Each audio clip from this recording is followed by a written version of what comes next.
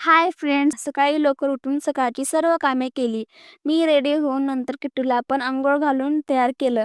कमेंटमध्ये नक्की सांगा किट्टू कशी दिसते. नंतर किचनमध्ये गेले. रात्रीच इडलीचं पीठ मिक्सरमध्ये वाटून ठेवलं होतं. बघा, छानसं इडलीचं पीठ फुललेलं आहे. गॅसवर इडली पात्र ठेवलं, नंतर पाणी टाकलं. सर्व प्लेटला ऑइल लावून घेतलं. पर्यंत पाणी गरम झालं होतं. सर्व प्लेटमध्ये पीठ टाकलं व ते इडली पात्रात झाकून ठेवलं. इकडे साईडला सांबार बनवण्यासाठी कुकर गॅसवर ठेवलं. त्यात पाणी टाकलं. पाणी गरम झाल्यानंतर डाळीला ऑइल लावून टाकलं. टोमॅटो कट करून टाकला. मीठ, हळद टाकली. नंतर कुकर लावला. तोपर्यंत इकडे आपली इडली पण तयार झाली होती.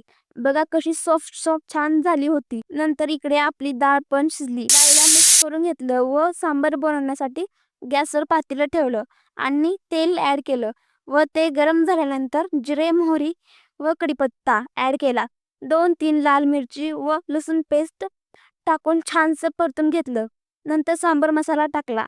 लाल तिखट टाकलं व सर्व मसाले गोल्डन ब्राऊन झाल्यानंतर डाळ ऍड केली. चिंच गुळचं पाणी ऍड केलं.